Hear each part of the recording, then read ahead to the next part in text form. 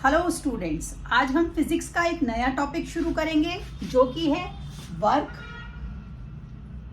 And energy. आइए देखते हैं क्या होता है वर्क और एनर्जी। अब हमने ना अपने पिछले फिजिक्स की क्लासेस में बहुत सारी चीजें पढ़ी कि मोशन क्या होता है, फोर्स क्या होता है। तो जब फोर्स किसी ऑब्जेक्ट में मोशन ले आती है तो हम कहते हैं कि वर्क डन हो गया, काम हो गया। When force produces motion, a work is said to be done. When force produces motion, अब हम इसको कैसे समझेंगे तो हम कुछ एग्जाम्पल से समझते हैं। जैसे मान लीजिए एक ट्रेन है, ट्रेन के आगे हमने देखा हमेशा एक इंजन लगा होता है। जब इंजन चलता है तो इंजन के चलने की वजह से उसकी फोर्स से ट्रेन के बाकी डिब्बे भी ट्रैक पर अपने आप चलने लगते हैं। तो जब इंजन के चलने से ट्रेन के बाकी डब्बे भी ट्रेन पर चलने लगते हैं तो इंजन की फोर्स से ट्रेन के बाकी डब्बों में मोशन प्रोड्यूस होती है, तो जिसे हम कहते हैं वर्क इज डन।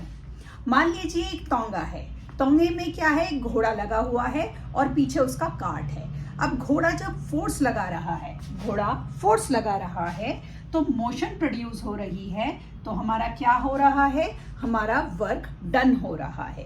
अब हमने ना जब फिजिक्स के कंसेप्ट करे तो हमें पता है फोर्स को हम न्यूटन से मेजर करते हैं और मोशन को हम कि जो भी हमने डिस्टेंस ट्रेवल करा तो उसे हम मीटर में देखते हैं। तो जब 1 newton force work through the distance of 1 metre, then जो वर्क डन होता है उसे हम बोलते हैं 1 जूल। अब मैं दोबारा अपनी बात रिपीट कर रही हूँ। When 1 newton force moves an object through a distance of 1 metre, तब हम बोलते हैं जो वर्क डन हुआ वो हुआ 1 जूल। इस तरह से हम वर्क डन को मेजर करते हैं। अब जैसे कि मान लीजिए आप अपने स्कूल के बैग को स्कूल के बेंच पर से उठा रहे हैं, वर्क अगेंस्ट ग्रेविटी कर रहे हैं। एक तो वर्क अगेंस्ट ग्रेविटी कर रहे हैं तो आपको फोर्स लगाना पड़ा, दूसरा आपने जब बैग को उठाया तो मोशन प्रोड्यूस हुआ। क्योंकि मोशन प्रोड्यूस हुआ तो वर्क डन हो गया। जैसे हम जब स्टेयर्स पर चढ़ते हैं तो जब हम पहली सीढ़ी पर चढ़ते हैं तो हमें पहली 2, 3, 4 सीढ़ी हमें कोई इतनी दिक्कत नहीं होती। अगर सीढ़ियों की गिनती बहुत ज़्यादा होती है तो धीरे धीरे हम थकने लगते हैं। हम क्यों थकने लगते हैं जब हम ज़्यादा सीढ़ियों पर चढ़ते हैं? देखिए, अगर हम पहली सीढ़ी चढ़े, दूसरी चढ़े, हमें इतनी थकान नहीं होती, और अगर ये और भी ज़्यादा हो तो हमें थकान ज़्यादा होने लगती है।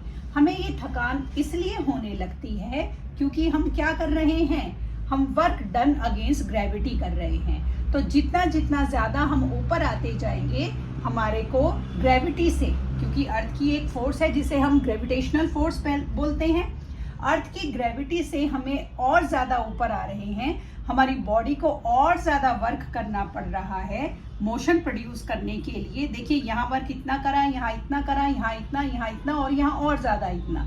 इसीलिए जब हम सीढ़ी चढ़ते हैं, हम जितना ज़्यादा ऊपर चढ़ते चले जाते हैं तो हमारा जो बॉडी है वो उतना ही ज़्यादा थकने लगता है। जब हमारा बॉडी थकने लगता है तो हमें लगता है कि ये तो बहुत ज़्यादा मुश्किल है। फिजिक्स में इसको मेजर करने के लिए, इसको क्योंकि मोशन प्रोड्यूस हो रहा है, हम सीढ़ी चढ़ रहे हैं, तो इसको हम बोलते हैं वर्क डन। वर्क डन में जब हम सीढ़ी चढ़ रहे हैं या हम कोई काम कर रहे हैं, उसको मेजर करने के लिए हम एक फॉर्मूला यूज करते हैं, that is m × g × h। m क्या होता है, हमारा मास, ठीक, g हमारा क्या होता है, ग्रेविटी, और h हमारा होता है हाइट।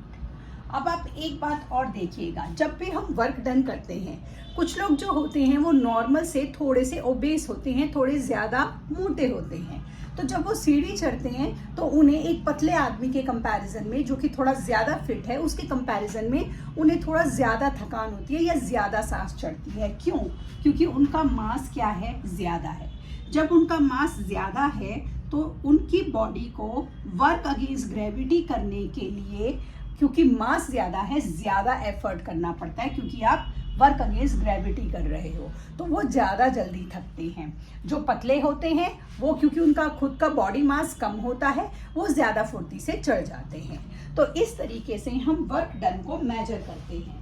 जब हम वर्क डन की बात करते हैं तो हम बहुत सारे छोटे बच्चों के ऐसे टॉयज देखते हैं जिनमें ना व्हील्स लगे होते हैं। मान लीजिए एक छोटे बच्चे की कुछ कार जैसी ये एक, हम बोले एक टॉय है, ठीक है, इसमें इस तरह से व्हील लगे हैं। अब जब इस तरह से बच्चे की टॉय कार होती है तो हम देखते हैं उसके पास एक धागा या कुछ थ्रेड या कुछ रिबन होता है, जो कि बच्चा हाथ में लेकर उसको इधर से उधर दिन भर मूव करता रहता। बच्चा उसको इधर से उधर लेके मूव करता रहता है, ठीक है, ऐसा ही होता है।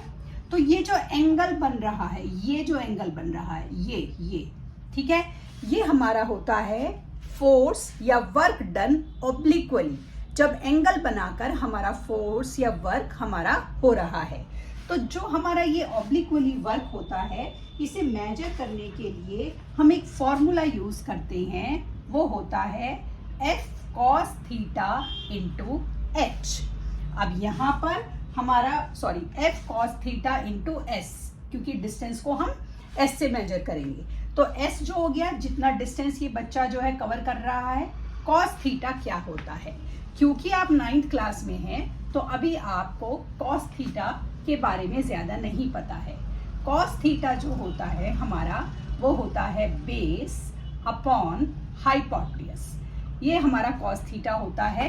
जब हम बात करते हैं मैथ्स से हमने ये कंसेप्ट लिया cos थीटा, या साइंस बोलता है हमने मैथ्स को कंसेप्ट दिया cos theta.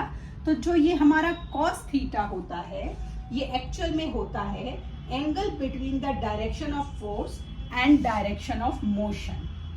Angle between the direction of force and direction of motion, ठीक है। अब जो ये हमारा थीटा होता है, जो ये एंगल बनता है, ये हमारा थीटा जो होता है, ये हमारा अलग अलग समय पर इसकी अलग अलग हमारी वैल्यूज हो सकती हैं। थीटा 90 हो सकता है, थीटा 60 हो सकता है, 30 हो सकता है। तो जो ये हमारा cos थीटा है, तो इससे हम कैसे उसको मेजर करेंगे, अब हम वो सीखेंगे। आप कभी किसी ट्रैक पर गए हों, जैसे स्टेशन पे गए हों, रेलवे स्टेशन या बस स्टेशन, तो आपने देखा होगा कि बहुत सारे ना कुली होते हैं। वो क्या करते हैं, वो सर पर एक अपना गोल सा कपड़ा रख लेते हैं, कुछ गांठ बांधकर, और जब आप उनको सामान बोलते हैं तो वो सूटकेस एक के बाद अपने सिर के ऊपर लगाते चले जाते हैं। तो जब उन्होंने सूटकेस एक के बाद एक अपने सिर के ऊपर लगाए, तो वर्क डन क्या हो गया, जैसे सिर के ऊपर बिल्कुल स्ट्रेट लगाए, ठीक है। तो ये कितना हो गया, कौन सा एंगल बन गया हमारा, परपेंडिकुलर। ये हो गया हमारा cos 90। अब जब हम बोल रहे हैं कि वर्क डन हो रहा है, तो वर्क डन होने की सबसे पहली कंडीशन है कि मोशन जरूर प्रोड्यूस होनी चाहिए। अगर मोशन प्रोड्यूस नहीं हुई तो हम कहेंगे कि वर्क डन नहीं हुआ है। अब हम आते हैं अपने पॉटर पर। पॉटर जिसे हम कुली बोलते हैं, हमने उसको सामान दिया और उसने सिर के ऊपर उसको सारे सूटकेस को लगा लिया। अब उसने सारे सूटकेस लगा लिए, हॉरिजॉन्टली लगा लिए, बिल्कुल स्ट्रेट, ठीक है, बिल्कुल स्ट्रेट। जब उसने लगा लिए तो cos 90 हो गया, और cos 90 जो है वो हमारा क्या होता है, वो हमारा 0 होता है। तो यहाँ पर जो हमारा वर्क डन हो गया वो क्या हो गया, वर्क डन हो गया हमारा 0।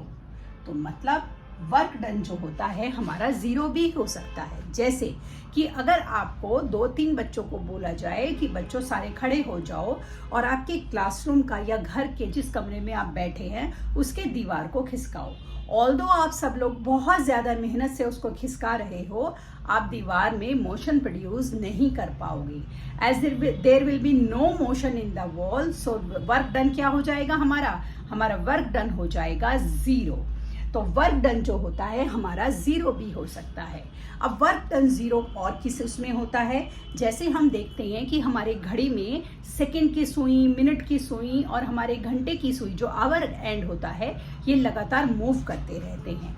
तो जो हमारी घड़ी होती है उसमें एक सेंट्रीपिटल फोर्स होती है जिस पर हमारी अलग अलग जो ये मिनट की हैंड, सेकंड की हैंड या हमारी आवर की हैंड जो होती हैं ये मूव करती हैं।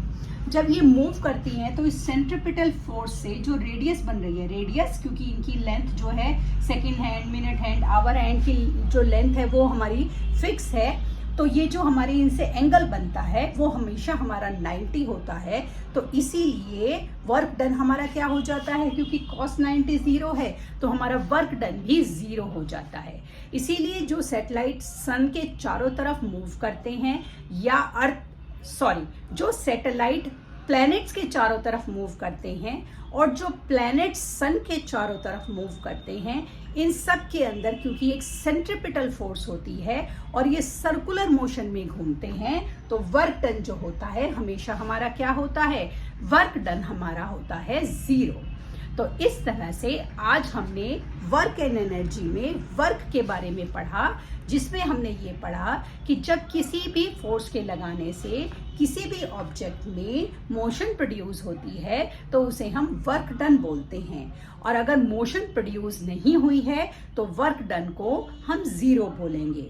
इसके अलावा अगर वो जो वर्क हो रहा है वो 90 डिग्री पर हो रहा है तो भी हमारा वर्क डन 0 हो जाएगा। जैसे कि एक कुली अपने सिर के ऊपर हॉरिजॉन्टली बहुत सारे सामान रख लेता है, या हमारे प्लैनेट सन के चारों तरफ सर्कुलर मोशन में सेंट्रीपिटल फोर्स के जरिए, या हमारे सैटेलाइट्स प्लैनेट्स के चारों तरफ सेंट्रीपिटल फोर्स के जरिए घूम रहे हैं, तो ऐसे में हमारा वर्क डन 0 हो जाता है।